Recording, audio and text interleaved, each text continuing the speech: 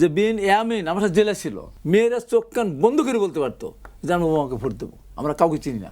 ঢাকা বিশ্ববিদ্যালয়ের ছাত্রছাত্রীরা এত ভুল করতো না যে আমরা স্বাধীনতার বিপক্ষের একটা শক্তির একটা সহযোগী সংগঠন, তাদেরকে আমরা ভোট দেবো। ভোটের যে সংস্কৃতি সেটার একটা অন্তত সূচনা হয়েছে। কোনো ক্ষেত্রে তাদের কোনো অবদান নাই, না স্বাধীনতা যুদ্ধে, না দেশ গড়ার ক্ষেত্রে কোনো কিছু নাই।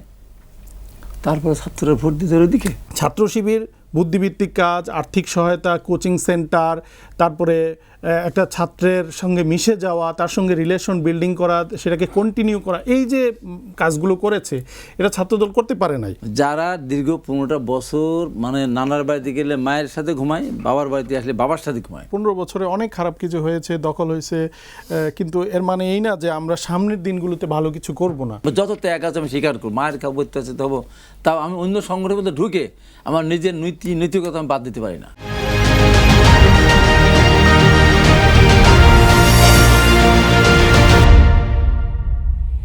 দর্শক স্বাগত কালের কণ্ঠে নিয়মিত অনুষ্ঠান কালের সংলাপে। আজ আমাদের সাথে আলোচনায় অংশ নিয়েছেন হাবিবুর রহমান হাবিব, বিএনপি চেয়ারপারসনের উপদেষ্টা, এবং আমাদের সঙ্গে আলোচনায় অংশ নিচ্ছেন আরও ফারুক মেহেদি, বার্তা প্রধান কালের কণ্ঠ।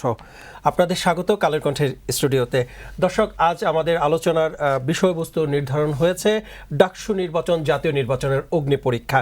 এ বিষয়ে আজ আমরা আলোচনা করব। শুরুতেই ফারুক মেহেদি ভাই, আমি আপনার কাছে একটু আসতে চাই। নানা উত্তাপ এবং উত্তেজনার মধ্য দিয়ে ৩৮তম ডাকসু নির্বাচন অনুষ্ঠিত হয়েছে। এর মধ্যে পাল্টাপাল্টি দোষারোপ এবং অনেক অভিযোগ ছিল প্রার্থীদের। সব মিলিয়ে কেমন দেখলেন ৩৮তম ডাকসু নির্বাচন? ধন্যবাদ আপনাকে, কালের কণ্ঠ মাল্টিমিডিয়ার এই শোতে আমাকে আমন্ত্রণ জানানোর জন্য ধন্যবাদ জানাচ্ছি।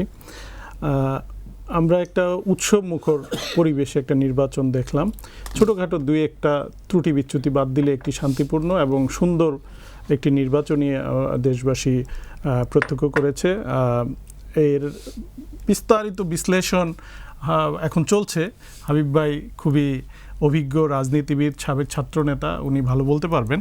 আমি যেটা বলবো, আমরা যেহেতু গণমাধ্যমে কাজ করি, আমাদের সারাদিনই এই খবরের সঙ্গে থাকতে হয়েছে এবং আমরা খুব ভালোভাবেই এই ইস্যুটার সঙ্গে, মানে এই ইভেন্টের সঙ্গে আমরা যুক্ত ছিলাম।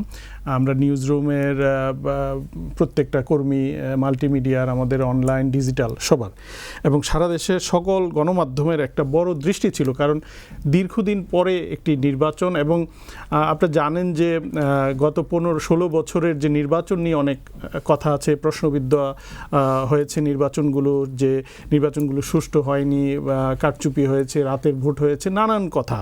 সেই রকম একটি প্রেক্ষাপটে একটি পরিবর্তন হয়েছে। আপনি জানেন যে ছাত্র জনতার গণ অভ্যুত্থানের মধ্য দিয়ে একটি বড় ধরনের পরিবর্তন হয়েছে এবং বিগত আওয়ামী লীগ সরকারকে পরাস্ত করা হয়েছে এবং তারা এখন তাদের কার্যক্রমও নিষিদ্ধ হয়েছে। সেই রকম একটি প্রেক্ষাপটে নির্বাচন একটি বড় আকাঙ্ক্ষিত বিষয়, যে একটি নির্বাচন যারা এখন ইউনিভার্সিটিতে পড়ে তাদের বেশিরভাগই ভোট দিতে পারেনি কখনো। এবং দেখবেন যে ছবি এবং ভিডিও যদি খেয়াল করেন, আপনারা দেখবেন যে এই যে স্টুডেন্টরা ভোট দিল ডাকসুতে, তাদের মধ্যে যে কি আনন্দ, এবং তারা এটা প্রকাশ করেছে যে তারা ডাকসুতে ভোট দিয়েছে, এবং এই একটা রোমাঞ্চকর অনুভূতি আমরা দেখেছি, যে এই প্রথম ভোট দেওয়ার অনুভূতি। তো সেটা একটা খুবই গুরুত্বপূর্ণ বিষয়। তো এই আকাঙ্ক্ষাটা ছিল যে একটা সুন্দর ভোট হবে এবং সেই ভোটে তারা অংশ নিবে। তো আমরা দেখেছি যে এই ডাকসু নির্বাচন সেইরকম একটা সংস্কৃতি সূচনা করেছে এবং অনেক ভোট পড়েছে। আপনি দেখবেন যে 85% মতো ভোট আমরা দেখেছি যে কাস্ট হয়েছে, এবং এখানে স্বতঃস্ফূর্ততা ছিল। তো আমি মনে করি যে এই ভোটের যে সংস্কৃতি সেটার একটা অন্তত সূচনা হয়েছে। এরপরে আপনি বিশ্লেষণ করা যাবে যে এই ভোটে কারা পাশ করলো, কি পাশ করলো, কেন পাশ করলো, সেটার একটা ভিন্ন মাত্রা হয়তো আমরা একটু যোগ করতে চাই যে এটা কি দলীয় সরকারের অধীনে নির্বাচন হয়নি বলেই কি এমন শান্তিপূর্ণ নির্বাচন হয়েছে? কারণ অতীতে কিন্তু আমরা দেখেছি যে ডাকসু নির্বাচনগুলো যে সরকার ছিল তার অধীনে হয়েছে, এবার কিন্তু অন্তর্বর্তী সরকারের অধীনে নির্বাচন হয়েছে। সেটা একটা ব্যাপার। আরেকটা ব্যাপার হচ্ছে ডাকসু, হাবিব ভাইরা ভালো বলতে পারবেন যে ডাকসু অতটা আসলে এই জাতীয় নির্বাচনের মতো কিন্তু ওইরকম মানে জাতীয় নির্বাচন তো একটা বিরাট পরিসরে একটি হয় এবং আয়োজন, ব্যাপক আপনার ইনভলভমেন্ট থাকে মানুষের, আইনশৃঙ্খলা রক্ষাকারী বাহিনীর, বিভিন্ন স্টেক হোল্ডার, সরকার বেসরকারি সকল। তো সেটার সঙ্গে এটার ওইভাবে তুলনাটা হবে না, ওইরকম না, কিন্তু একটা মানে ছোট পরিসর হলেও এই যে একটা মানে প্রস্তুতি পর্ব, সেটার কিন্তু একটা ড্রাই রান বলতে পারেন, যেটা আমরা মিডিয়ার ক্ষেত্রে বলি যে একটা ড্রাই রানের সূচনা হয়েছে। ধন্যবাদ হাবিবুর রহমান। হাবিব, আমি আপনার কাছে একটু আসতে চাই, এই যে আপনি তো একজন ছাত্র নেতা, এই ডাকসু নির্বাচনে বিএনপির যে ছাত্র দলের সমর্থিত প্যানেল তারা একটিতেও জয় পায়নি, এই যে ভরাডুবি, এই ভরাডুবির কারণ কি হতে পারে বলে আপনি মনে করছেন? সম্মানিত দর্শক শ্রোতা, আসসালামু আলাইকুম। আসলে আমার মতামতটা একটু ভিন্ন। ইতিপূর্বে যে নির্বাচন হয়েছিল একমাত্র ৭৩-এর নির্বাচন ছাড়া ৭২ নির্বাচন হয়, তখন কিন্তু একটা দলীয় সরকার ক্ষমতায় ছিল আওয়ামী লীগ। তখন একটা সুষ্ঠু নির্বাচন হয়েছিল বিধায়ী কিন্তু মোজাহিদুল ইসলাম সেলিম তখন নির্বাচিত হয়েছিল ডাকসু। ৭৩টা ভোটটা হয়নি গণনা আওয়ামী লীগের আমলে। এরপরে দেখেন জিয়া রহমানকে স্বৈরশাসক বলা হয়, ক্ষমতা দখলকারী বলা হয়, কতভাবেই চিত্রিত করা হয়। অথচ রাষ্ট্র জিয়া রহমান আমাকে 3টি নির্বাচন হয়েছিল, 3টি নির্বাচনে অত্যন্ত সুষ্ঠু হয়েছিল। প্রথম নির্বাচনে ছাত্রদল কোনো জায়গায় ঠিকমতো ভোট পায়নি, আস্তে আস্তে পরবর্তীভাবে গিয়ে তারা পেল। তো একটা দলীয় সরকারের অধীনে নির্বাচন হয়েছিল, সেই নির্বাচনে কারোর কোনো ধরনের কোনো ইয়ে ছিল না, অভিযোগ ছিল না। অথচ এখন এটা কিন্তু নির্দলীয় সরকার, অথচ এই নির্বাচন নিয়ে কিন্তু অনেকগুলো অভিযোগ এসেছে। যেমন ভোটের পার্সেন্টেজ যদি 85% ধরেন, তার ভোটের সংখ্যা হওয়ার 31,000 মতো, আবার বিপদে ভোট হয়েছে 28,000 মতো। আমি একজন চুলচারা যোগবিয়োগ করি না, কিন্তু শুনলাম এরকম। তো 3,000 ভোট গেল কোথায়? তারপরে কিছু কিছু বিতর্কিত হয়েছে। কিন্তু ওই দলীয় সরকার নিয়ে বিএনপির সময় কিন্তু ছাত্র ইলেকশন করেছে সরাসরি, কিন্তু কোথাও কোনো হলে কোনো মারামারি, কাটাকাটি, পোস্টার, সিঁড়ি, ধাপা কিছুই হয়নি। কিন্তু এরপরে নির্বাচন হয়েছে জেনারেল এরশাদের আমলে। জেনারেল এরশাদের কোনো ছাত্র সংগঠন ছিল না, ছাত্র সংগঠন উনি বিলুপ্ত ঘোষণা করেছিলেন, ছিল জাতীয় ছাত্র সমাজ। সেই সময় কিন্তু যার মতো ভোট দিয়েছে, কোনো ভোটে কোনো হলে কাউকে বাধা দেওয়া হয়নি। কিন্তু এইবার নির্দলীয় সরকার নির্বাচন হয়েছে, ছাত্রদল বিভিন্ন হলগুলোতে গিয়ে সঠিক মতো তারা মিছিল করতে পারেনি, বাধার সম্মুখীন। কারা বাধা দিয়েছে? বাধা দিয়েছে সেই ছাত্রলীগ যারা একসময় শিবির হয়ে ছাত্রলীগে ছিল, তারা যে দীর্ঘদিন ধরে ওই সময়গুলো কিন্তু রেগুলার সবাই ক্লাসে থাকতো, সবাই হলে থাকতো, তার মধ্যে নির্বাচন হয়েছে। এই একটা নির্বাচন হলো যে ছাত্রদল 15.5 বছর ক্যাম্পাসের চেহারা দেখতে পারেনি, ভর্তি হয়েছে ঠিকমতো পরীক্ষা দিতে পারেনি, বাড়ি চলে গেছে, অনেকে শিক্ষা জীবন লস হয়ে গেছে। তো সেখানে 1 বছর সময় পেয়েছিল। 1 বছর সময় যদি প্রথম দিকে ছাত্রদের কমিটিটা দিল, প্রথম দিকে কমিটিটা দিয়ে ফেলতো, 1 বছর সময় পেয়েছে, এটা যে অভ্যুত্থানের পরের কথা। 1 বছর, এই 1 বছর না, এই শিবির 1 বছর, শিবিরও তো 1 বছর, শিবির 15.5 বছর আওয়ামী লীগ সরকারের আমলে যে মানে নানা ধরনের নির্যাতিত, নিপীড়িত হয়েছে, যাদের কোনো কর্মকাণ্ডই ছিল না, তারা 1 বছরের মাথায় এসেই ডাকসু জয়। তাদের এইটাই তো আপনি বোঝাতে চাচ্ছেন, 1 বছরের মাথায় তারা 15 বছরই তাদের কর্মকাণ্ড ছিল। এই যে ডাকসুর যিনি ভিভিজিএস, ওরাকে শিবির নামে ঢাকা বিশ্ববিদ্যালয় ক্যাম্পাসে কোনো রাজনীতি করেছে? আপনার এই বিরোধী ফ্যাসিস্ট বিরোধী আন্দোলন তারা ছিল, মিছিল করেছে? যেমন অন্য যারা, এটা একটা আশ্চর্য একটা ব্যাপার, যারা দীর্ঘ 15টা বছর মানে নানার বাড়িতে গেলে মায়ের সাথে ঘুমায়, বাবার বাড়িতে আসলে বাবার সাথে ঘুমায়, এরকম অবস্থায় কিন্তু শিবির সারা বাংলাদেশের প্রত্যেকটি বিশ্ববিদ্যালয়ে ক্যাম্পাসে তারা কিন্তু একদম নিরাপদ ছিল। 2-1 বাদ, 2-1 মাঝে মাঝে চিত্রিত হওয়ার পরে তাদের উপর অত্যাচার হয়েছে, একেবারে হয়নি তা বলবো না। ছাত্র দলের তুলনায় 5%ও না। ছাত্রদলের নেতারা টুকু থেকে শুরু করে এমনকি আসে ছাত্র নেতারা মায়ের খায়নি ক্যাম্পাসে গেলে, যেতেই পারেন ক্যাম্পাসে। ছাত্রদল জিতবে কী করে? এই ফার্স্ট ইয়ার যারা ভর্তি হলো, এরা তো এর আগ পর্যন্ত যে ছাত্রদল নামে একটা সংগঠন বিশ্ববিদ্যালয়ে আছে, এটা তারা প্রমাণ করতে পারে নাই, তো ক্যাম্পাস যেতেই পারতো না। এবং এই ছাত্রদল যে 5,000-এর উপরে ভোট পেয়েছে, এটা ছাত্রদল অনেক বড় অর্জন। তো ভরাডুবি এখানে হয়নি তো। আর ছাত্রদের এখানে কিন্তু দোষ নেই তো, ছাত্ররা এইটা আরও ভালো করতে পারতো। আমরা যারা বিএনপি যারা আমরা করি, আমরা সবাই যদি সম্মিলিতভাবে এদের পেছনে এফোর্ট দিতাম, যেমন জামাত যেভাবে তাদের পেছনে সব কিছু নিয়ে নেমেছিল, আমরা কিন্তু সেভাবে নামিনি। কেন নামেননি? আমরা নামিনি, আমরা ওইভাবে আমরা মানে ছাত্রদের নির্বাচন ছাত্ররা করুক, এটা গা ছাড়া একটা অবস্থা ছিল। আমরা যদি সব মানুষ যদি ওইভাবে নামতাম, এবং ছাত্র শিবির এখন কিছু কিছু কাজ করেছে, বিশেষ করে আগে গোপনে করেছে, এদের যোগাযোগটা ছিল। মানে একটা চিন্তা করেন যে একটা ছাত্র সংগঠনের সভাপতি, সাধারণ সম্পাদক, তারা আবার ছাত্র শিবির, তা সত্ত্বেও তারা ছাত্রলীগের মধ্যে ঢুকেছিল, ছাত্র কমিটি ছিল তারা। এটা কত বড় একটা, কী বলবো এটারে, আজকে তারা জিতে গেছে, ভাষাটা ব্যবহার করতে চায় না, কিন্তু এটা তো অনৈতিক কাজ। আমি একটা সংগঠন করি, কারণ আমরা ছাত্র দলের একটা ছাত্র নেতা, একটা ছাত্র কর্মীও তো ছাত্রলীগের মধ্যে ঢুকে গিয়ে থেকে তার লেখাপড়ার জীবন তো শেষ করেনি, হলে তো ঘুমাতে পারেনি। ওইটাই হলো রাজনীতি, ওইটা হলো নীতি নৈতিকতা।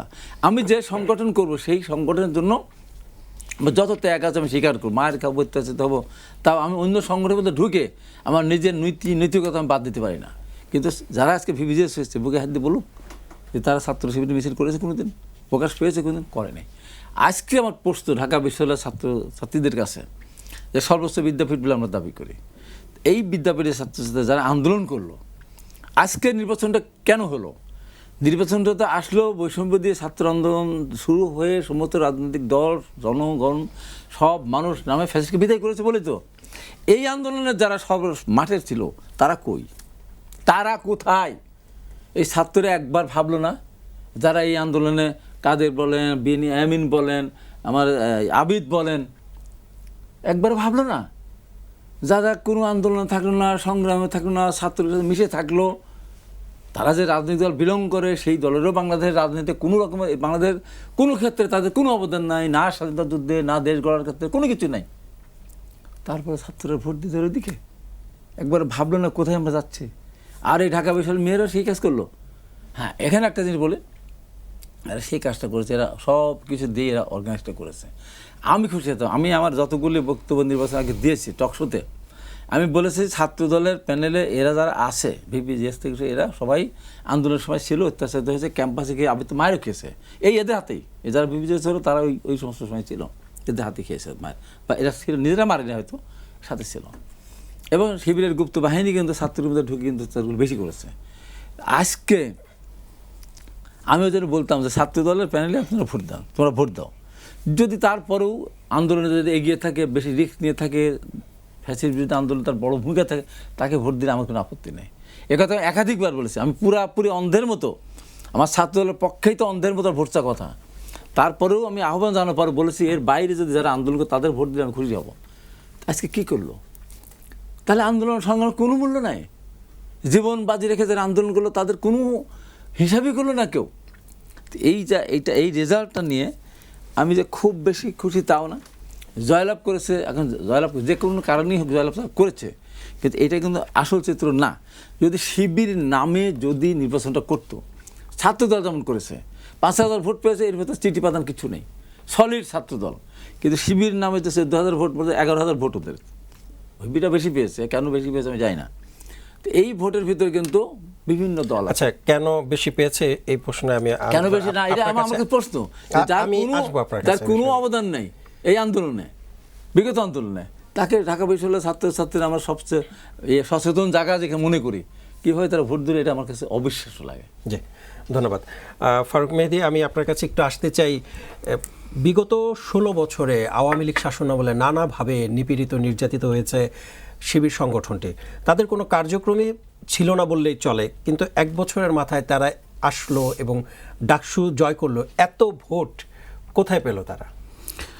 তা আসলে হাবিব ভাই যেটা বললেন যে আসলে শিবির যে মাত্র 1 বছরে কাজ করছে এরকম না। আসলে শিবির কিন্তু ছিল, কোনো জায়গায় তো শিবির নিষিদ্ধ হয় নাই।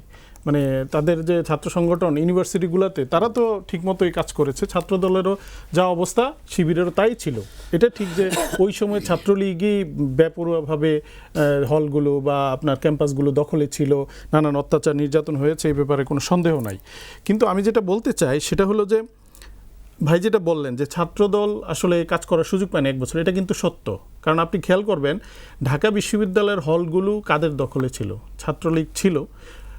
15 বছরের একটা ব্যাপার তো আছে, তারা একেবারেই শক্ত ভিত্তির উপরে ছিল এবং সরকারের যে একটা প্রভাব সেটা ছাত্রলীগের মধ্যেও ছিল, যার কারণে অন্য ছাত্র সংগঠনগুলো অর্গানাইজড হতে পারে নাই, বরং বিতাড়িত ছিল। ছাত্রদলের ক্ষেত্রেও তাই হয়েছে এবং তারা অর্গানাইজড ছিল না।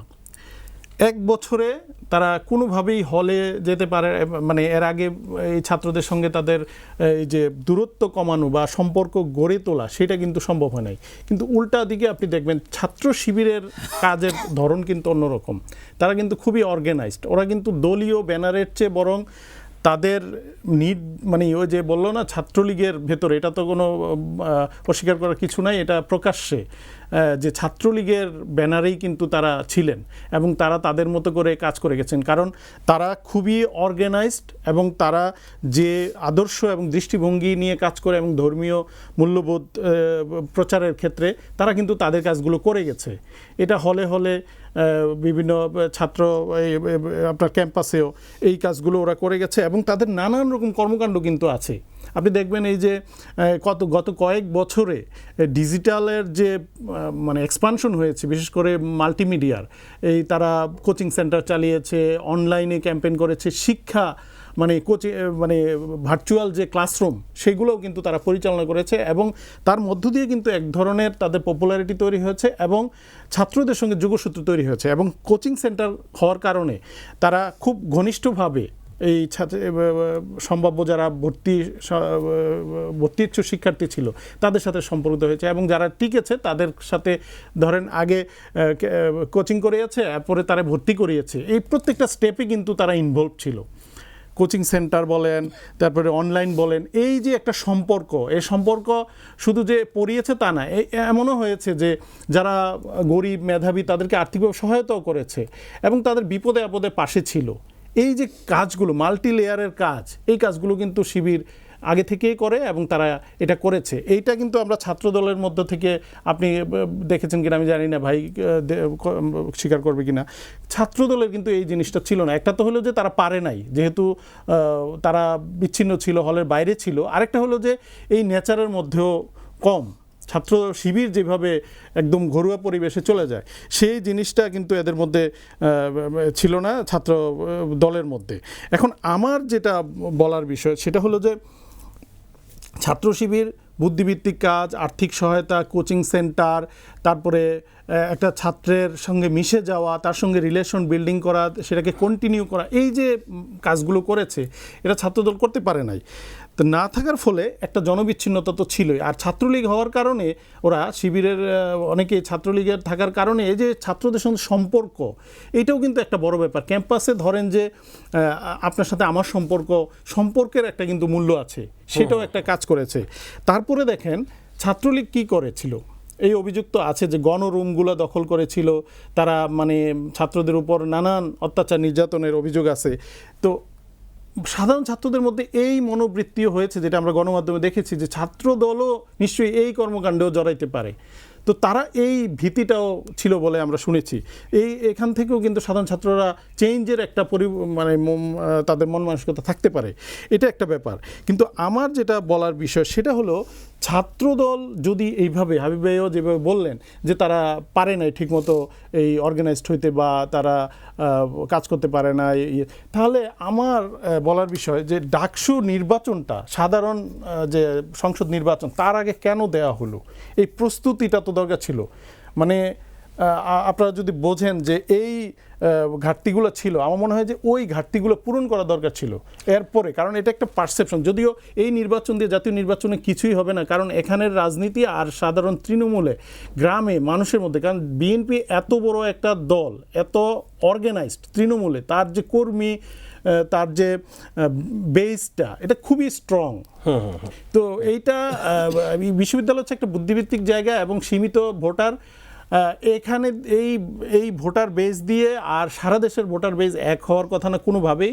এটা মূল্যায়ন করা যাবে না যে এই ভোটের একটা ইম্প্যাক্ট সাধারণ ইয়েতে। কারণ একজন রিক্সাওয়ালা, একজন ভ্যানওয়ালা, একজন সবজি বিক্রেতা, একজন কৃষক, তার কাছে কিন্তু বিএনপির আলাদা একটা মানে গুরুত্ব আছে এবং তার জনপ্রিয়তা আছে, সেই ইয়েটা এখানে মূল্যায়ন করা যাবে না। তবে আমার যেটা বলার বিষয় যে এখানে বিএনপি কিন্তু আরো দূরদর্শিতার পরিচয় দিতে পারত কিনা, যে সাধারণ নির্বাচনের পরে গিয়ে ডাকসু বা ছাত্র সংসদগুলোর নির্বাচন। কারণ আমরা দেখছি যে এখন জাকসু নির্বাচন আজকে হচ্ছে, আমরা এক দুদিন পরে দেখব যে সামনে রাকসু হবে, চট্টগ্রামে হবে। তো এই নির্বাচনগুলো একটার পর একটা কিন্তু হয়ে যাবে। সো এইখানে ছাত্রদলের কত প্রস্তুতি আছে আমি ঠিক জানি না। জি, ধন্যবাদ। হাবিবুর রহমান হাবিব, আপনার কাছে একটু আসতে চাই যে এই যে শিবিরের সুসংগঠিত হওয়ার এবং হচ্ছে জনগণের খুব কাছাকাছি চলে যাওয়া, আপনারা কেন এত দুর্বল ছিলেন যে জনগণের কাছাকাছি যেতে পারেননি কেন? আপনারা তো প্রকাশ্যে ছিলেন। আমি একটা কথা বলি যে এই 15.5 বছরে জামাত এবং শিবির তাদের কিছু নেতাদের যুদ্ধাপরাধের দায়ে ফাঁসি জেল হওয়ার কারণে তারা কিছুদিন আন্দোলন সংগ্রাম করেছিল। তার ছাড়া এই 15.5 বছরে এই দেশের মানুষের বিদ্যুতের দাম বৃদ্ধি, তেলের দাম বৃদ্ধি, লোডশেডিং, দ্রব্যমূল্যের ঊর্ধ্বগতি, গণতন্ত্রের জন্য আন্দোলন একটাও করেনি তারা দল গুছিয়েছে এবং প্রত্যেকটা ক্যাম্পাসে কলেজে তারা একদম নিবিড়ভাবে তারা নিশ্চিন্তে তাদের কাজগুলি করে গেছে। ওই যে বললাম ছাত্র দলের লীগের ভিতরে ঢুকে বিএনপি সেই কাজটা করে না, বিএনপি যে কাজটা করেছে বলি বারবার আমি এই কথাগুলো বলতাম, আর নীতি নির্ধারকরা বললে তো আমার করার কিছু নয়। এই ছাত্রদল বিএনপির এই সমস্ত কর্মসূচিগুলি পালন করতে করতে তাদের দিন শেষ, আর দিবসগুলি পালন করতে করতে তাদের দিন শেষ। আমরা স্বাধীনতা দিবস আমরা 10 দিন 15 দিন ধরে পালন করি, আমরা একটা দিবস সেখানে পালন করি একদিন। এই ছাত্রদল ছেড়েই কিন্তু ওইসব মিছিলগুলোতে প্রায় যায়। ওরা যে আর ক্যাম্পাস যাওয়ারও জায়গা ছিল না, উপায়ও তো ছিল না, বাড়িতে বাড়িতে যাওয়া আসা উপায়ও ছিল না। তো এই কারণে ছাত্রদল ওইদিকে যাওয়ার সুযোগ পায়নি। আর তাছাড়া শুধু ছাত্রদল কি বলবো কেন, বাংলাদেশে না সারা পৃথিবীতে একটা মাত্র রাজনৈতিক দল, তার নাম জামাত ইসলাম, যাদের নিজেদের ব্যাংক আছে, বিমা আছে, মেডিকেল কলেজ আছে, স্কুল আছে, আছে কলেজ আছে, তাদের কোচিং সেন্টার আছে, হাসপাতাল আছে, সব আছে। কিন্তু রাজনৈতিক দল পৃথিবীতে এরকম ব্যবসায়ী সংগঠন নেই, টোটাল তার ব্যবসায়ী সংগঠন। এগুলো তো ব্যবসায়ী সংগঠন বলা চলে, আবার তো জনকল্যাণ সংগঠন, জনকল্যাণ না, জনকল্যাণ তারা জনকল্যাণ তারা তো না ওইটা তো কোচিং বিনা পয়সা করে না। কোচিং সেন্টার যেটা তাদেরকে করেছে ওইটা করার মধ্য দিয়ে তাদের এই যে ভোটটা পাওয়ার, এটা একদম নিঃস্বার্থভাবে। জামাত ইসলাম এমন একটা দল যাদের যতগুলি অর্গানাইজেশন আছে আপনি খুঁজে বের করেন তো, জামাত করে না, শিবির করে না, এমনকি ওই প্রতিষ্ঠানে আছে কি না? কোথাও নাই। আসলে ইসলাম ব্যাংকে, যদি ইসলাম ব্যাংক তাদের ছিল এখন দখল করেছে, ইসলাম ব্যাংক বলেন, হসপিটাল বলেন, তাদের কোচিং সেন্টার বলেন, তাদের মেডিকেল কলেজ বলেন, তাদের বিশ্ববিদ্যালয় বলেন, কোথাও জামাত এবং শিবিরের বাইরে একজন কর্মচারী, কর্মকর্তা, শিক্ষক নেই। অর্থাৎ তাদের লোকজন কিন্তু ব্যাংকে এশিয়াতে আছে, যমুনা ব্যাংকে আছে, ঢাকা ব্যাংকে, সব জায়গায় আছে। তারা নিজেদের প্রতিষ্ঠানগুলিতে নিজেদের লোক ছাড়া আর কাউকে চাকরি দেয় না। এবং যারা এই যে গরিব মেধাবী ছাত্রদেরকে টাকা দেয়, টাকা দিতে একটা পর্যায়ে তাদের লেখাপড়ার সর্বশেষ দিন পর্যন্ত তারা কিন্তু তাদের পিছনে থাকে। ডাক্তার, ইঞ্জিনিয়ার বানিয়ে নিয়ে আসে এবং বিদেশে পাঠিয়ে তাদেরকে ব্যারিস্টারি পড়ায় নিয়ে আসে ওই শর্তেই যে তুমি আসবা, পরবর্তী সময় তোমার জীবনে যত উপার্জন তার 5% মিনিমাম, কোন কেউ 10%ও দেয়। প্রত্যেকটা যাদেরকে পড়াই তারাই মানুষ হয়ে যায়। তারা মানুষ হয়ে গেলে আমার দিতে সমস্যা নেই, আমি যদি 50 টাকা ইনকাম করি 5 টাকা দিতে সমস্যা নেই। এইভাবে আপনারা কেন মানুষ করতে পারলেন? এইটা তো পৃথিবীতে কোথাও নেই তো এই সংগঠন। পৃথিবীতে এরকম কোনো সংগঠন আছে যে যার সমস্ত ব্যাংক থেকে শুরু সব কিছু তাতে আছে? কোথাও নেই, পৃথিবীর কোথাও কারো নেই। এবং তারা এমনইভাবে তাদের রাজনীতিটা করে, তাদের নিজের লোকের বাইরে তারা কাউকে হেল্প করে না। তার বাড়ির কাছে যদি একটা ক্যান্সার রোগী থাকে, একটা অ্যাক্সিডেন্টের রোগী থাকে, একটা হার্টের রোগী থাকে, তাকেও দেখবেন, সে তার ভাই হলেও তাকে দেখে না যদি সে জামাত না করে। এটার বাস্তবতা। এখন যে কথাটা আমার ভাই বললেন, অত্যন্ত ভালোভাবেই বলেছেন সেটা, ফারুক মেহেদী, যে তারা কোচিং করিয়েছে, হয়তো অল্প পয়সা হয়তো সেখানে নিয়েছে, তো ভর্তি করার সাথে সহায়তা করেছে, ম্যাচ ভাড়া হয়তো দেয়। তারপরে এই যে আমি দেখলাম রোজার মধ্যে ইফতার করাতো, একদিন গাড়িতে ইফতার নিয়ে এসে দিত, তার কোরবানির সময় গরু জবাই করে মাংস যারা ছিল হলে তাদেরকে খাওয়াইছে। এইভাবে বিভিন্নভাবে, এবং তাদের গ্রামের বাড়িতে গিয়েও অনেক সময় বলছে ঠিক আছে আপনার ছেলের বেতন দিতে পারতেছে না, তার পরিকল্পিতভাবে জিনিসটাতে এগিয়ে নিয়ে জামাতে বাইরে যারা জামাত করতে না তাদেরকে, হ্যাঁ, ওই দিয়ে এখন তাদের একটা করলে স্বাভাবিকভাবেই ওই ছেলে বাবা বললো যে তুই অন্য দল করি, এই দলই করগা। এবং তাদের তো একটা নিশ্চয়তা আছে যে ছেলেটা চাকরিটা ওই সেবিটা করতেছে, সে তো পাস করে যে ডোয়ান থেকে তো সে তার হয় ব্যাংকে ঢুকবে না, হাসপাতাল ঢুকবে না, কোচিং সেন্টার ঢুকবে না, বিশ্ববিদ্যালয় ঢুকবে না, মেডিকেল ঢুকবে, যে যেমন অবস্থায় এইভাবে ওরা অর্গানাইজটা করেছে। এখানে ছাত্রদলে যে ব্যাপারটা হয়েছে, যে ছাত্রদল দীর্ঘদিন যাবে টাকার কাছে, হলে হলে আমাদের ছেলেরা যেতে পারতো না এই 1 বছরেও, যাবে কার কাছে? হলে তো আমাদের কেউ নেই। দীর্ঘ 15.5 বছরের ছাত্র দলের কোনো ছেলে হলে সিট পায়নি, থাকতে পারেনি, যে যাবে কার কাছে? যাও তো 5টা লোক লাগবে, 5টা ছেলে তো থাকতো, 2টা ছেলে তো হলে থাকতো, সে রেজিস্ট্রেশন হতো, তাহলে তার কাছে আরও 50টা ছেলে গিয়ে তার কথা বলতে পারতো, ভাই তোমার লোকজনকে ডাকো। ওরা কাকে চিনবে? যে কারণে গ্যাপটা হয়ে গেছে। এটা তো আরও ধরো 6 মাস সুযোগ সময় পেতো, বা জাতীয় নির্বাচন আগে তারা প্রযুক্তিকে কাজে লাগে, গুপ্ত অবস্থায় থেকেও কিন্তু তারা প্রযুক্তিকে কাজে লাগে, জনগণের কাছাকাছি চলে যেতে পেরেছেন। জনগণের কাছাকাছি শুধু না, যেতে পারেন, এটা আপনাদের ব্যর্থতা। একদিকে জনগণের কাছাকাছি গিয়েছে, শেষ করি, একদিকে জনগণের কাছাকাছি গিয়েছে, আরেকদিকে বিভ্রান্ত করতে পেরেছে। যেমন তাদের প্রযুক্তিটা এত মানে শক্ত, এত মিথ্যা কথা বলে যা চিন্তা করা যায় না। আমার জীবনের কথা দিয়ে আমি বলি যে আমাকে একদিন দেখলেন সকালবেলা, আমি 7 বস্তা টাকা নিয়ে লকারে টাকা, এই সিন্ধুকের টাকা পয়সা গহনা ধরলো না র্যাব, দেখছে না?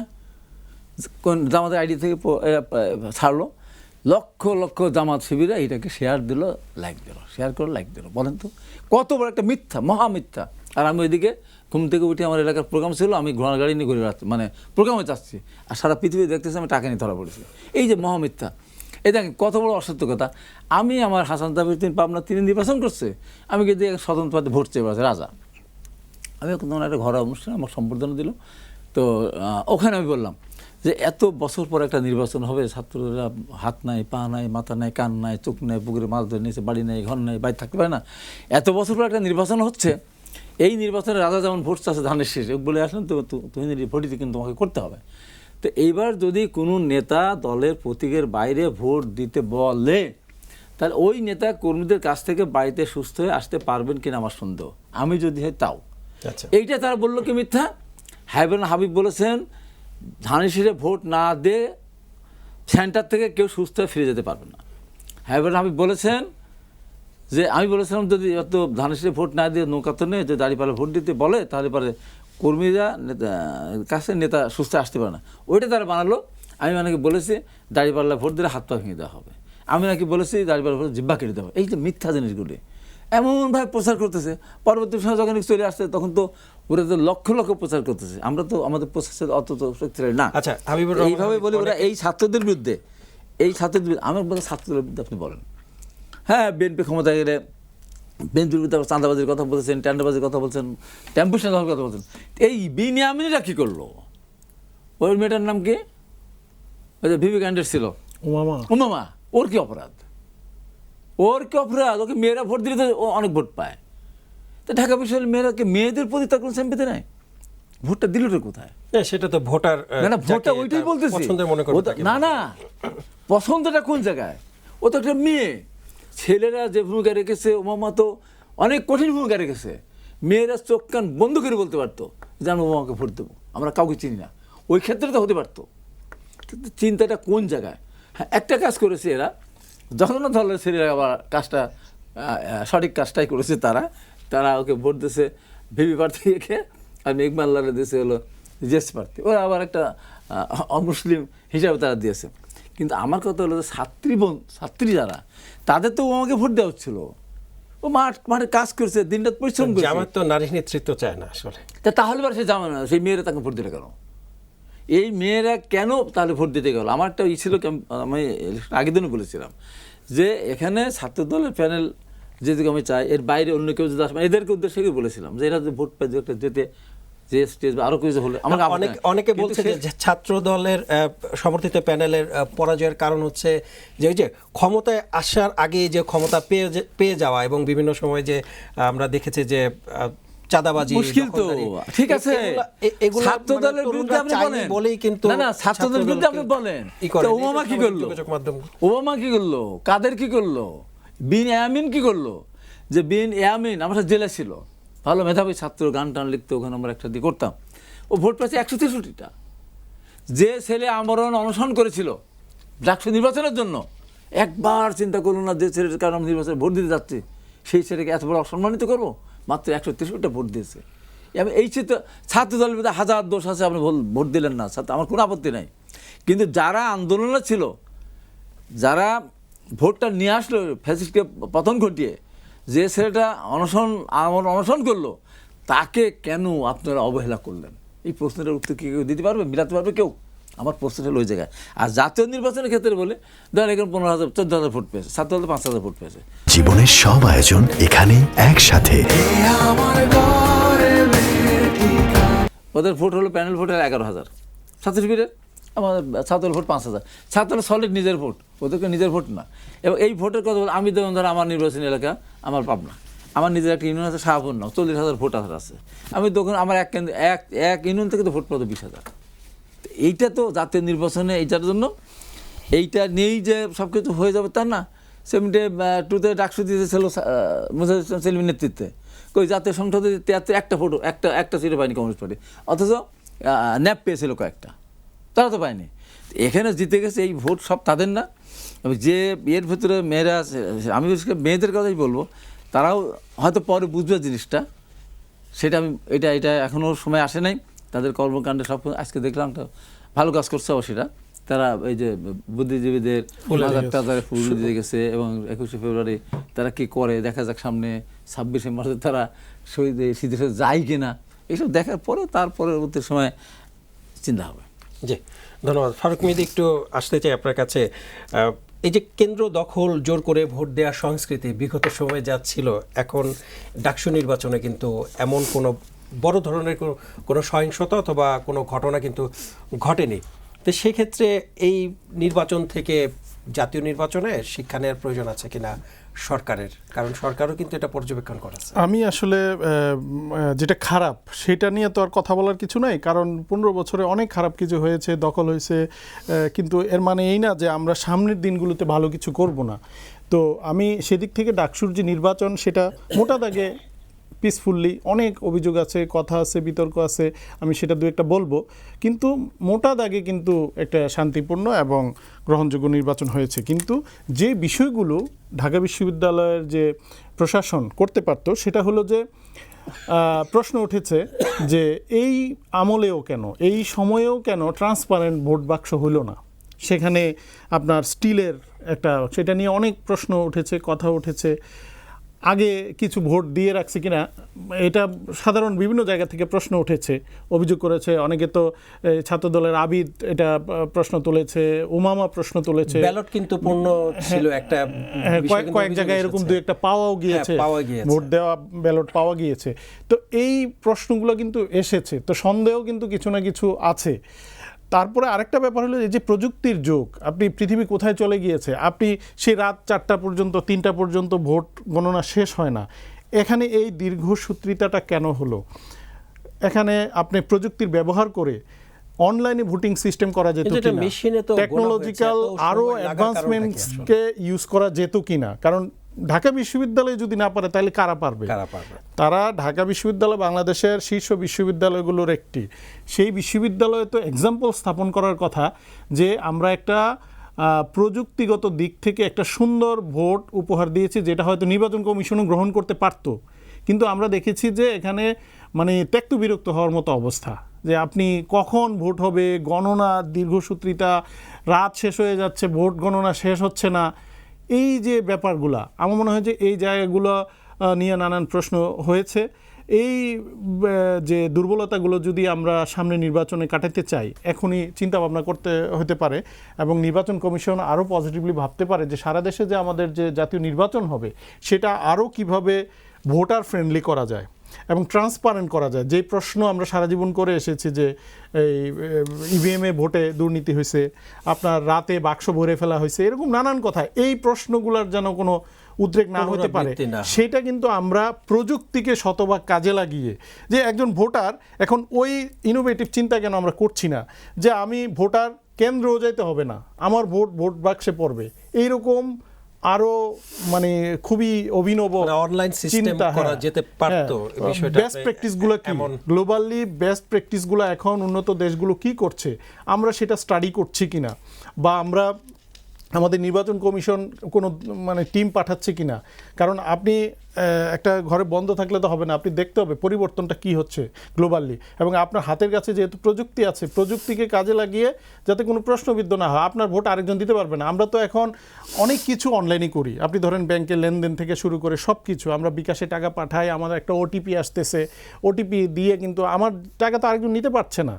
হ্যাঁ দু একটা ব্যতিক্রম আছে, না, সেটা হচ্ছে স্ক্যাম গ্রাহকের হয়, দুর্বলতার কিন্তু কারণে সেটা হচ্ছে এমন অন্য। কিন্তু হয় আমরা যদি সিকিউরিটি মেজার নিতে পারি ডিজিটালি, সেই মেজারটাকে এমনভাবে স্ট্রং সিকিউরিটি মেজার নিয়ে একটা অ্যাপস ডেভেলপ করা বা অনলাইনে ভোটিংয়ের কোনো সফটওয়্যারকে ইন্ট্রোডিউস করা, যার ফলে আমি ভোটার যে কোনো জায়গা থেকে, ইভেন আমার এই যে প্রবাসীদের 1 কোটি ভোটারকে আমরা কিন্তু গ্রহণ করছি না, তারও তো একটা অধিকার আছে, সেও ভোটার কিন্তু মানে ভোট গ্রহণের জন্য জাতীয় নির্বাচনে একটা প্রস্তাব আছে। আমি বলছি যে যদি আপনি টেকনোলজিকে ইউজ করেন তাহলে তো সে দুবাই থেকে ভোট দিয়ে দিবে, আমেরিকা থেকে ভোট দিয়ে দিবে, আপনার সৌদি আরব থেকে ভোট দিয়ে দিবে, মালয়েশিয়া থেকে ভোট দিয়ে দিবে। আবার আপনি যা কিছুই করেন না কেন, আপনি ফিজিক্যালি যাইতে হবে না।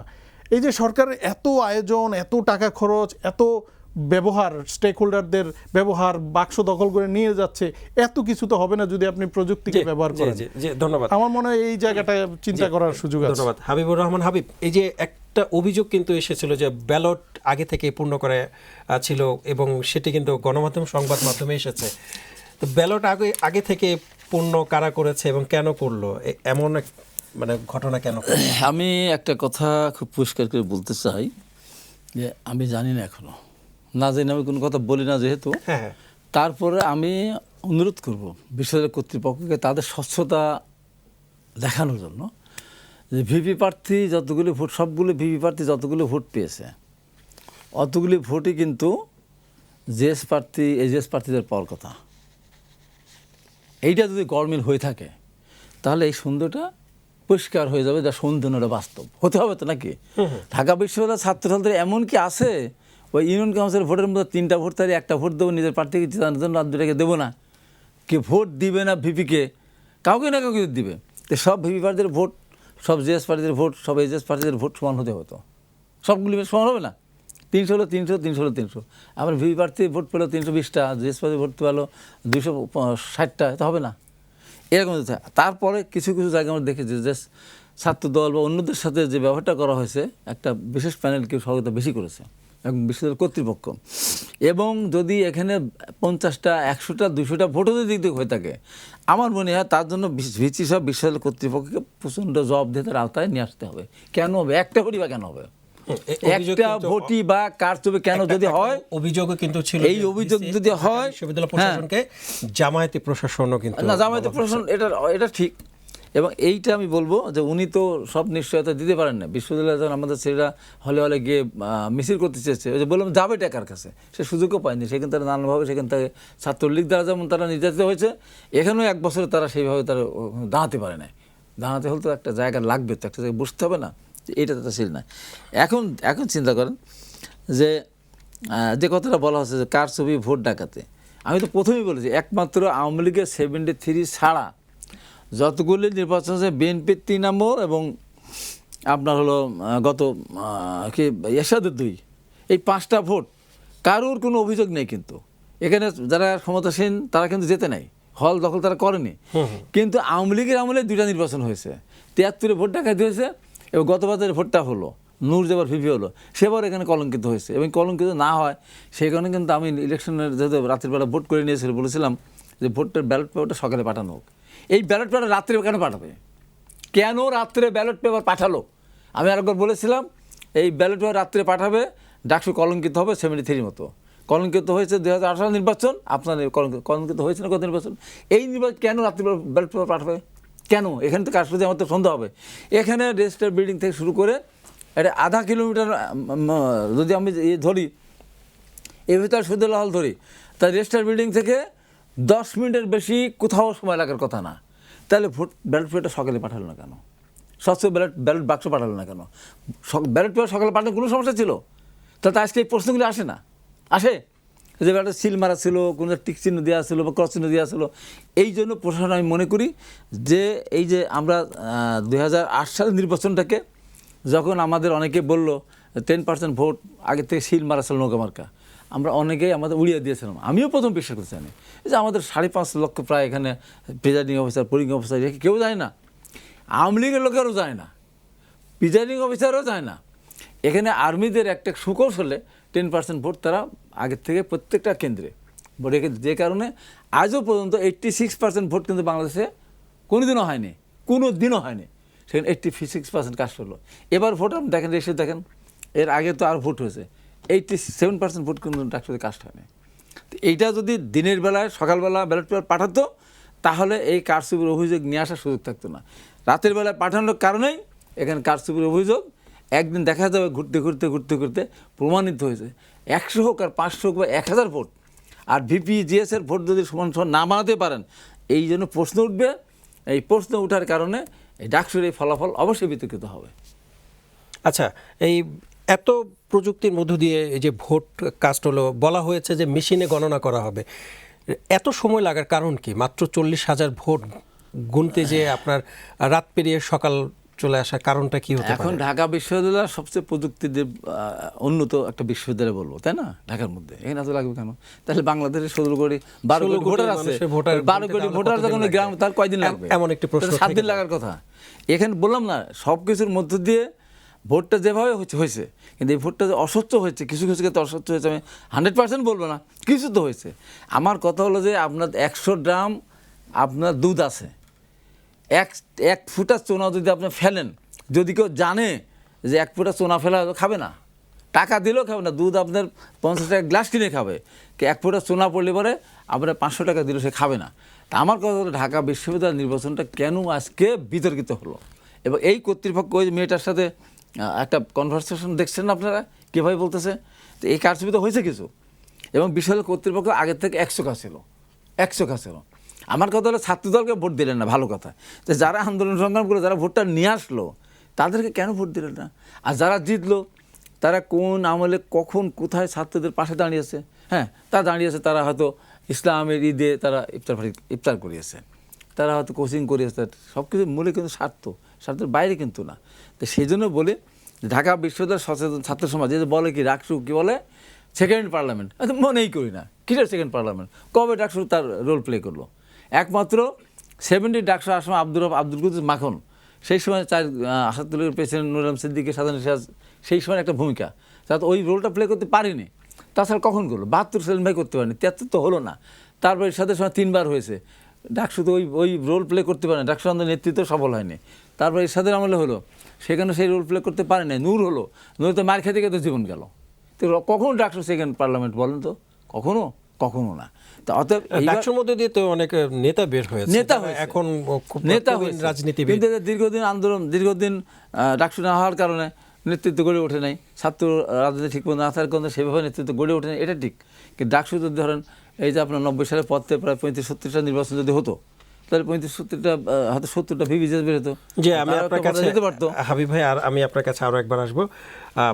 আমি আপনার কাছে একটু আসতে চাচ্ছি ফারুক মেহেদী ভাই, এই নির্বাচনকে বলা হচ্ছে যে সেকেন্ড পার্লামেন্ট, মানে এটা গণমাধ্যম, সংবাদ মাধ্যম এবং অনেকেই বলে থাকেন। এই সেকেন্ড পার্লামেন্টকে আসলে এই নির্বাচন দিয়ে যারা নির্বাচিত হয়েছেন তারা কি জাতীয় নির্বাচনে ভূমিকা রাখতে পারবেন কিনা, বা তাদের সেই সক্ষমতা, অথবা আপনি কিভাবে দেখছেন তাদেরকে? না, হাবিব ভাই যেটা বললেন যথার্থই বলেছেন, যে সেকেন্ড পার্লামেন্ট এটা তো একটা সহজ কথা না আসলে, মানে প্যারালাল ভাবতেছেন আপনি, সেরকম না। হ্যাঁ, এটা একটা দীর্ঘদিন পর নির্বাচন হয়েছে, এবং ঢাকা বিশ্ববিদ্যালয়ের নির্বাচন ডাকসু, এটা একটা মনস্তাত্ত্বিক একটা থেকে পারসেপশন থেকে বলা হচ্ছে, এটার কোনো ধরনের ওই রকম অর্থে গ্রহণযোগ্য কথা বা এটার কোনো মানে এটাকে ওইভাবে বলার কোনো সুযোগ আছে বলে আমি মনে করি না। তবে আপনি যেটা বলছেন যে তারা যারা নির্বাচিত হয়েছে তারা জাতীয় নির্বাচনে কি ভূমিকা রাখবে, এই অবস্থা তো এখন ওরা তো এখন জাস্ট তরুণ নেতৃত্ব, এখন তারা তো আর জাতীয় নির্বাচনে ভূমিকা রাখার সুযোগ আসে নাই, বা এখনো ওই পরিবেশ বা প্রস্তুতি নাই। কিন্তু যেটা হচ্ছে যে নেতৃত্ব তৈরি হবে, এটা ঠিক যে হাবিব ভাইরা তৈরি হয়েছেন, উঠে আসছেন, আরও যে নেতৃত্ব, যেটা যদি ডাকসু রেগুলার হতো তাহলে হয়তো আমরা অনেক নেতা পেতাম। হ্যাঁ, এটা একটা বড় ব্যাপার আছে যে এই ডাকসু নির্বাচন বা বিশ্ববিদ্যালয়, ঢাকা বিশ্ববিদ্যালয় বিশেষ করে ছাত্র রাজনীতি থেকে অনেক নেতা উঠে আসে, এবং বড় বড় রাজনৈতিক যে আন্দোলন বা গণ অভ্যুত্থান, এগুলোতে কিন্তু ঢাকা বিশ্ববিদ্যালয়ের সামনে থেকে নেতৃত্ব দিয়েছে।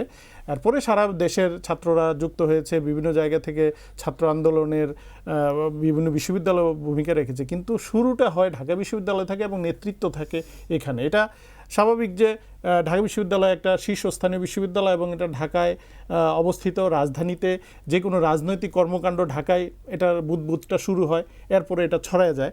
তো সেদিক থেকে আমি বলবো যে এইভাবে ডাকসু যদি হয়, এখান থেকে আমরা আশাও করতে পারি যে এখানে কয়েকজন নেতা কিন্তু বের হয়ে যাবে। আমরা অনেক প্রমিনেন্ট কিন্তু দেখেছি যে এইবারও আচ্ছা, কিন্তু আমি অনেক প্রমিনেন্ট নেতারা একটু ছোট করে হয়ে ভাই, আসছে। আমি আপনার কাছে একটু ছোট করে জানতে চাই যে মির্জা আব্বাস বিএনপি স্থায়ী কমিটির সদস্য, তিনি কিন্তু অভিযোগ করেছেন যে শিবিরের এত ভোট আওয়ামী লীগের সাথে আতাত করে পেয়েছেন, যে আওয়ামী লীগের আমলে তারা এত নির্যাতিত নিষ্পেষিত হলো, তাদের সাথে আবার আতাত করে শিবিরে ভোট পেয়েছেন। এটা কতটুকু বাস্তবসম্মত বলে আপনি মনে করেন? ছোট না, করে একটু জানতে আমার চাই। কাছে মনে হয় উনি তো একটা রাজনৈতিক দলের শীর্ষ নেতাদের একজন। তো উনি ওনার রাজনৈতিক দৃষ্টিভঙ্গি থেকে, ওনার যে অবস্থান থেকে উনি ওনার মতো করে একটা বক্তব্য দিয়েছেন। আমার কাছে যেটা মনে হয় যে এইটা মানে আমার কাছে ওরকম মনে হয় না যে ছাত্রলীগ বা আওয়ামী লীগের সাথে আতাত করে ভোট, হ্যাঁ, কারণ হচ্ছে তাইলে আপনি দেখতেন যে একই রকম কিন্তু হতো, বিভিন্ন ভেরিয়েশন আছে কিন্তু, সেটা একটা আছে। আরেকটা হলো যে যারা নির্বাচিত হয়েছে তাদের ব্যাপারে তো প্রশ্ন আছে, মুক্তিযুদ্ধের বিপক্ষে তাদের অবস্থান, তারা মানে মুক্তিযুদ্ধের সময় তাদের যে ভূমিকা, তাদেরই দলের ছাত্র সংগঠন ছাত্র শিবির, তাদের ব্যানারে নেতা নির্বাচিত হয়ে আসা, তাদেরকে ছাত্রলীগ বা আওয়ামী লীগ ভোট দিবে, দলীয়ভাবে বলবে। আমার কাছে ওটা মানে খুব প্র্যাকটিক্যাল মনে হচ্ছে না। এখন ধরেন যে যেটা আমি শুরুতেও বলছিলাম যে এরা তো ছাত্রলীগ করতো, ছাত্রলীগ করার কারণে কিন্তু এই যে সম্পর্ক একটা গুরুত্বপূর্ণ বিষয় বিশ্ববিদ্যালয়ে। কারণ আপনার সঙ্গে আমার প্রতিদিন দেখা হচ্ছে, হলে দেখা হচ্ছে, ক্যান্টিনে দেখা হচ্ছে, ক্যাম্পাসে দেখা হচ্ছে, লাইব্রেরিতে দেখা হচ্ছে, এভরিহোয়ার। তা আপনার সাথে তো আমার একটা বন্ধুত্বপূর্ণ সম্পর্ক তৈরি হয়ে যায়। এই তৈরি হয়ে যাওয়া কিন্তু একটা কমিটমেন্টের ব্যাপার, তখন আর দলীয় বিষয়টাও অনেক সময় থাকে না, যে ব্যক্তি কেন্দ্রিক কিন্তু ভোটটা চলে যায়। হাবিবুর রহমান হাবিব, একই প্রশ্ন আপনার কাছে করতে চাই যে শিবিরের সাথে আওয়ামী লীগের সাথে আতাত করে শিবিরের ভোট বেড়েছে, কতটুকু যুক্তিযুক্ত এই বক্তব্য মির্জা আব্বাস? আতাত তো লাগে, উনি যেটা বললেন, ওরা তো ছাত্রলীগ করতো, ওদের কাছেই ছাত্রলীগ নিরাপদ ঢাকা বিশ্ববিদ্যালয়। ঠিক আছে, কিন্তু আমার কথা শেষ, যে দলটি এখন নেই তাদের সাথে আমার প্রশ্ন কথা শেষ করলে প্লিজ প্লিজ প্লিজ। ওরা ওদের ছাত্রলীগ করতো, ওরা ছাত্রলীগের সদস্যই ছিল, তো তাদের সাথে চলতে ফিরতে একসাথে চলছে না। এখন যখন ক্যাম্পাসে ছাত্রলীগ নিষিদ্ধ ঘোষণা হয়ে গেল, ওদের তো নিষিদ্ধ হওয়ার কথা ছিল না, কিন্তু রাতারাতি শিবির এবং সার্জিদ আলম এদেরকে স্বীকৃতি দিয়ে দিল। স্বীকৃতি দিয়ে দিল যে ছাত্রলীগ ট্যাগ দিয়ে রাখতো, ট্যাগ না, ছাত্রলীগ ছিল যেহেতু, তাহলে তো ক্যাম্পাসে থাকার কথা না তাদের। তো এখন তারা ক্যাম্পাসে রয়ে গেছে এবং ছাত্রলীগের যারা, তারা এদেরকে নিরাপদ মনে করে এদের সাথে আছে।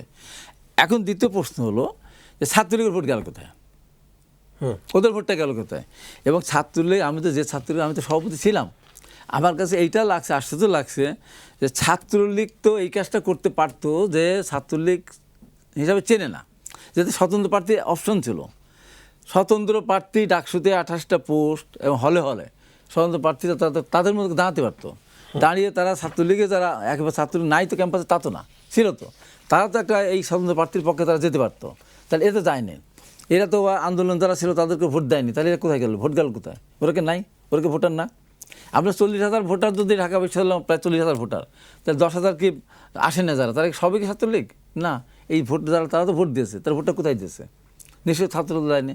হ্যাঁ, একমাত্র তারা এইতে জগন্নাথ হলে তারা ভোট দিয়েছে, অন্য সেন্টিমেন্টে তারা ভোট দিয়েছে। তাছাড়া এই ছাত্রলীগ ভোট গেল কোথায়?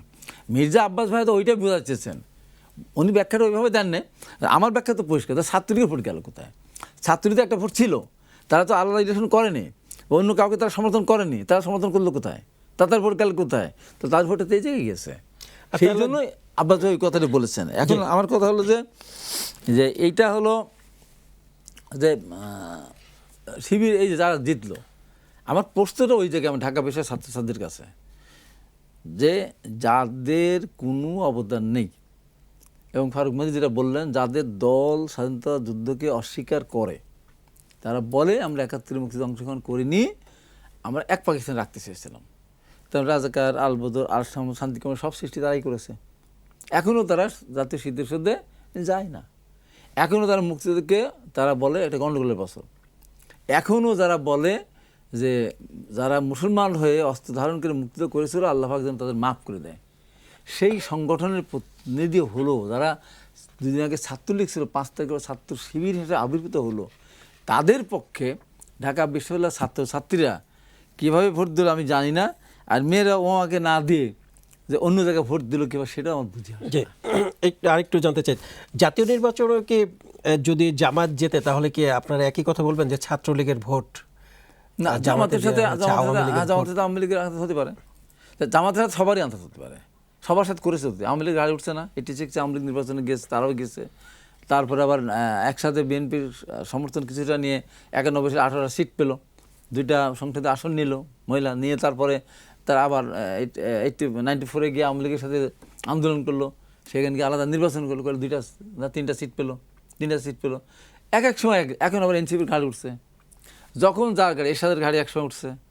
এরশাদের আমলে 9 বছর আন্দোলনে আমি আপনার এখানে বলে যাচ্ছি, চ্যালেঞ্জ, একজন জামাত শিবিরের নেতা কর্মী মারা তো দূরের কথা, আহত হয়নি, কঠিনভাবে আহত হয়নি, যাত্রা হয়নি, একদিন ফজরের নামাজ একটা হয়েছিল। এছাড়া তাদের দীর্ঘ 9 বছর একজন মানুষ তাদের মারা যায়নি, একজন আহত হয়নি তাদের। তার মানে এর সাথে তাদের একটা সম্পর্ক ছিল। এই যে 15 বছর বললাম না, শুধু ওই তাদের যুদ্ধাপরাধের দায়ে যে বিচার ছাড়া দেখান তো 5টা লোক তারা আমার, হ্যাঁ তারা গোপন বৈঠক করতে গেছে, সেখানে ধরে নিয়ে গেছে। ছাত্রী সংস্থা গোপন বৈঠক করতে ধরে নিয়ে গেছে, মহিলার সঙ্গে গোপন বৈঠক সেখানে ধরে নিয়ে গেছে। মিছিলের জায়গায় কবে আহত হলো, মিছিলের জায়গায় কবে আপনারই হলো বলেন, দেখাতে পারেন? এর সাথে সময় দেখছি, সবসময় দেখেছে বিকালবেলা তারা শহর থেকে ঢাকাতে জোয়ার করে একটা বড় মিছিল, শান্তিপূর্ণ মিছিল, যখন পুলিশ হামলা করবে না, এই কাজগুলি তারা করেছে। তাছাড়া যারা দেশের জন্য কোনো কাজ করে নাই, আমাদের বিরুদ্ধে অনেক অভিযোগ। আমাদের তো শহীদ রাষ্ট্র জিয়া রহমান তো মহান স্বাধীনতা ঘোষণা দিয়েছিলেন, প্রথম নিজেকে সুপ্রিম অথরিটি হিসাবে, তার প্রধান বিয়ে পদ বলেছে।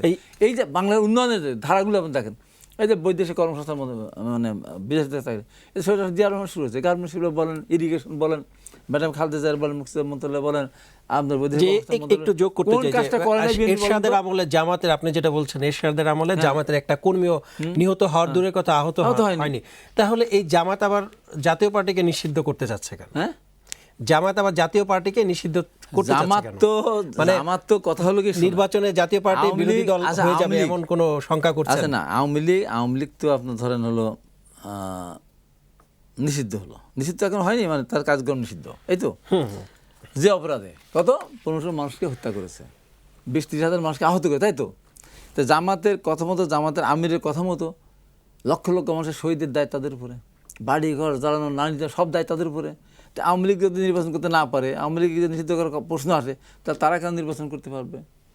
কেন তাদের কেন ওই অপরাধে দায়ী হবে না? তাদের বিচার কেন হবে না? 100 বছর পার হলে তো সেই বিচার হওয়া উচিত। যদি স্বীকার করতেছে যে আমরা মুক্তিতে অংশগ্রহণ করি নাই, আমরা 1 পাকিস্তান রাখতে চেয়েছিলাম, এই দায় কি তাদের উপর যাবে না? আজকে যেমন আমি পরিষ্কার করে বলি, যেমন আমরা যখন আন্দোলন করেছিলাম বা বিশ্ববিদ্যালয় ছাত্র আন্দোলন, তখন কি বলেছিল 72 সংবিধান ছড়িয়ে ফেলে দেবো? বলেছিল? এখন তারা মুক্তিদের অস্বীকার করে, 72 সংবিধান ছড়িয়ে ফেলে দেয়। এইটা যদি বলতো আমরা সংবিধান ছড়িয়ে ফেলে দেবো, আমরা 71 সালের মুক্তিযুদ্ধকে অস্বীকার করব, আমরা আন্দোলন শেষ হলে আমরা এমপি হব, কি আমরা মন্ত্রী হব, মন্ত্রীর পদমর্যাদা দেবো, এগুলিকে তাকে বলেছিল। আজকে অনেক প্রশ্ন নিয়ে আসতেছে, এই যে পেয়ার পদ্ধতি, এটা কি আমাদের সংবিধানে আছে না? এই যে অনেকগুলি পয়েন্ট নিয়ে কথা বলেছে, কোনো সময় জামাত বলেছে যে পেয়ার পদ্ধতি নিয়ে আলোচনা করার দরকার, বলেছে? বলেন নাই। চরমোনায় তার স্বাধীনতার বিপক্ষের একটা শক্তি হঠাৎ করে বলে ফেললো তার সমাবেশে যে পেয়ার পদ্ধতি হতেই দেবে না। তারা কি বাংলাদেশের মালিক? কয় % ভোটের মালিক? জীবনে তারা একটা আসন পায়নি, তাদের কথা মতো কি দেশ চলবে? তাহলে তাই বলতে ডাকসুতে নির্বাচনটা হয়েছে, এই নির্বাচনের সব ভোট শিবিরের না। শিবির যদি আলাদা নির্বাচন করতো, অবশ্যই এরা এই ভুলটা করতো না। ঢাকা বিশ্ববিদ্যালয়ের ছাত্রছাত্রীরা এত ভুল করতো না যে আমরা স্বাধীনতার বিপক্ষের একটা শক্তির একটা সহযোগী সংগঠন, তাদেরকে আমরা ভোট দেবো, 7 বার তারা চিন্তা করতো, ভোট দিলে তার কাঁপতো, হাতটা কাঁপতো। কিন্তু তারা এই জায়গাও তারা চালাকি করেছে। যেমন দীর্ঘ 15.5 বছর আওয়ামী লীগের সাথে থেকে, ছাত্রলীগের সাথে থেকে, একই হলে ঘুমিয়ে, একই হলে খেয়ে, একই ক্যান্টিনে খেয়ে, একই ডাইনিং রুমে খেয়ে, যে আমরা অনুষ্ঠানের একেবারে শেষ পর্যায়ে চলে এসেছি, দুজনের কাছে দুটো প্রশ্ন থাকবে, ছোট করে একটু জানতে চাইবো আপনার কাছে। শুরুতেই থাকবে যে এই ভিসির সাথে এক ছাত্রদল নেতা ভিসিকে ধমকের সুরে কথা বলেছেন, আমরা কিন্তু দেখেছি গণমাধ্যম, সংবাদ মাধ্যম, সামাজিক যোগাযোগ মাধ্যম সব জায়গায় এসেছে। এই যে ভিসির সাথে ধমকের সুরে কথা বলতে পারেন কিনা? না, এইটা আমি বলবো যে মানে ভাইস চ্যান্সেলর যত মানে অনিয়মই করুক, অপরাধ বলবো না, অনিয়মই করুক, তারপর ছাত্র হিসাবে আমাকে সংযত হয়ে কথা বলতে হবে, এ ব্যাপারে আমার যত ক্ষতি হোক না কেন, তারপরেও একটা ছাত্র একটা শিক্ষকের সাথে নমনীয় কথা বলে, এটা তো ছিল এর বাইরে থেকে হয়তো উত্তেজিত হয়ে কন্ট্রোল করতে পারে না, কিন্তু ওই মুহূর্তে কন্ট্রোলটা করলে ভালো হতো বা করা উচিত ছিল। এই ব্যাপারে আপনার সাথে আমি পরিষ্কার করেই বলতে চাই যে এটা ঠিক হয়নি। জি, তাহলে এই যে 5 আগস্টের পরবর্তী এবং 5 আগস্টের আগে এবং আন্দোলনে কিন্তু অনেক শিক্ষক লাঞ্ছিত হয়েছেন, তারপরে হচ্ছে জামাত শিবিরের পক্ষ, তখন তো আপনার একটা জোট ছিলেন, আপনার জোট হয়ে আওয়ামী লীগের বিরুদ্ধে প্রতিবাদ করেছেন, অন্যায়ের বিরুদ্ধে প্রতিবাদ করেছিলেন, তখন তো তাদেরকে আপনারা মানে তখনের ব্যাপারটা না, তখনের ব্যাপারটা হলো যে তারা একটা ফ্যাসিস্টকে আরো ফ্যাসিস্ট হওয়ার ক্ষেত্রে তারা সর্বদা সাহায্য করেছে। আমি কিন্তু টকশোতে বহুবার বলতাম, এই সরকারের, আওয়ামী লীগ সরকার পতন হবে শুধু বিশ্ববিদ্যালয়ের শিক্ষক, সাংবাদিক, এই যে সাংবাদিক বুদ্ধিজীবী যারা এই যে সরকারকে অন্ধকারের ভিতরে ঠেলে দিচ্ছে, যা বলতেছে সরকার, যা বলতেছে ঠিক আছে, কোনোদিনও আলোর দিকে নিয়ে যায় নাই, সত্য কথা বলেনি। ওই শিক্ষকরা সেই কাজগুলি করেছে, যে কারণে সেই সময় একটা মব, যুদ্ধের ময়দানে যে কোনো মানুষকে যে কোনো মেরে ফেলতে পারে। হ্যাঁ, সেটা কিন্তু না, আপনার নাজায়েজ না, কিন্তু স্বাভাবিক একটা অবস্থায়। তো ভাইস চ্যান্সেলর সাহেব যে কাজটা করেছেন, আবিদ হয়তো কন্ট্রোল করতে পারে নাই, তার তো কষ্ট লেগেছে, বা তাকে ঢুকতে দিচ্ছে না, বা তার সাথে ব্যবহার করা হয়েছে, সেই কারণে নিজেকে হয়তো কন্ট্রোল করতে পারে না। হয়তো পরবর্তী সময় মানে ওই ধরনের পরিস্থিতি সৃষ্টি না হলে অবশ্যই সে ওই আসনটা। ধন্যবাদ হাবিবুর রহমান হাবিব। আমি ফারুক মেহেদী, আপনার কাছে সর্বশেষ কোশ্চেন থাকবে, সেটি হচ্ছে এই যে ভোট, আমরা অতীতে যা দেখেছি যে ভোট হয়েছে, ভোটের ফলাফল দেওয়া হয়েছে, কিন্তু মেনে নেওয়ার প্রবণতা কিন্তু আমাদের কাছে মানে খুবই কম দেখেছে, এবং পাল্টাপাল্টে বক্তব্য নির্বাচনের পরেও দেওয়া হয়েছে। এই যে ভোটের ফলাফল মেনে নেওয়ার প্রবণতা তৈরি আমাদের হওয়া উচিত কিনা, যাই হোক না কেন? এটা কোনোভাবে হওয়া উচিত না, কারণ আমরা হচ্ছে যে একটা পরিবর্তন চাই। আসলে কোনো খারাপ কিছু নিয়ে তো আমরা আগে যেতে চাই না। আগের সরকার খারাপ করেছে, আগের ছাত্র সংগঠন খারাপ ছিল, এই জন্যই তো আমরা নতুন একটা পরিবর্তন চাচ্ছি। একটা গণ অভ্যুত্থান কেন হলো? যে খারাপকে ধ্বংস করে একটা ভালো কিছুর জন্য। তো আমরা সব আগের জিনিসের কোনো পুনরাবৃত্তি চাইবো না। তো এখন এই সংস্কৃতিটা আমরা উন্নত দেশগুলোতে দেখি যে নির্বাচনে হার জিত থাকবে, সামহাও কেউ পরাজিত হতে পারে, অনেক যোগ্য প্রার্থী পরাজিত হয়, কিন্তু তারপরও এই যে পরাজয়কে মেনে নিয়ে সামনে এগিয়ে যাওয়া, এইটাই হচ্ছে যে গণতান্ত্রিক যে শক্তি, এটাই। আমরা ঢাকা বিশ্ববিদ্যালয়ে দেখেছি পরাজিত হওয়ার পর আবিদ কিন্তু তার ওই অ্যাপ্রোচটা আছে, সে বলছে যে আমি পিছনে চলে যাচ্ছি না, আমি সামনে যাব, এবং পজিটিভলি এই যে তারা যে কমিটমেন্ট করে নির্বাচিত হলো সেগুলো যেন বাস্তবায়ন হয়, এই বাস্তবায়নের জন্য কিন্তু সে কাজ করবে, সেটাও বলছে। তার অভিযোগ আছে যে তার নানান রকম অভিযোগ যে প্রার্থী হিসেবে থাকতে পারে, যে তার চোখে ধরা পড়েছে, যেমন সে ভিতরে ঢুকতে তাকে বাধা দিয়েছে, বিভিন্ন ইয়ে ছিল। হ্যাঁ, কিন্তু তার অবস্থান থেকে তার এটা খুবই যৌক্তিক যে তার এই অভিযোগগুলা, আমরাও তো আলোচনা করলাম, সেগুলোর তদন্ত হইতে পারে।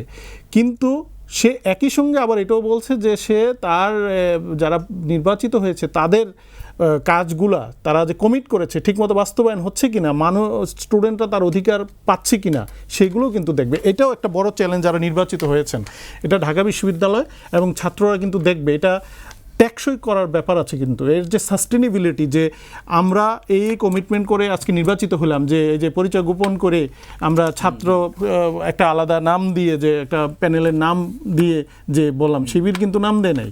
তো এখানে তো সাধারণ ছাত্ররা মিসগাইডেড হওয়ারও সুযোগ ছিল, যে আমি ছাত্র শিবিরকে দিচ্ছি না, আমি ওই ফোরামকে দিচ্ছি বা সম্পর্কের খাতিরে দিচ্ছি। তো এখন দেখার বিষয় যে তারা তাদের আসল চরিত্রটা কি রাখে, নাকি সাধারণ ছাত্রদের পক্ষে, মুক্তিযুদ্ধ পক্ষে, স্বাধীনতার পক্ষে। আমরা যেমন দেখেছি যে সে বদ্ধভূমিতে আজকে ফুল দিয়েছে, শ্রদ্ধা জানিয়েছে, এরকম যেন তার আমাদের জাতীয় জীবনের যে অহংকার করার যে বিষয়গুলো, আমাদের মুক্তিযুদ্ধ, স্বাধীনতা, ভাষা আন্দোলন, যেগুলো নিয়ে আমরা গর্ব করি, এই জিনিসগুলোর প্রতি যদি তাদের সেই মানে অ্যাপ্রোচটা থাকে, পজিটিভ অ্যাপ্রোচ থাকে, এবং সেটাকে সমুন্নত রাখার জন্য যদি একাগ্রচিত্তে ওরা কাজ করে, সাধারণ ছাত্রছাত্রীদের যে কথাগুলো যদি তারা বাস্তবায়ন করার ইয়ে থাকে, তাহলে আমরা বুঝতে পারবো যে সত্যিকার অর্থে তারা কিছু পরিবর্তন নিয়ে আসছে। আপনি কিছু বলতে চাচ্ছেন হাবিব ভাই? হ্যাঁ, প্লিজ।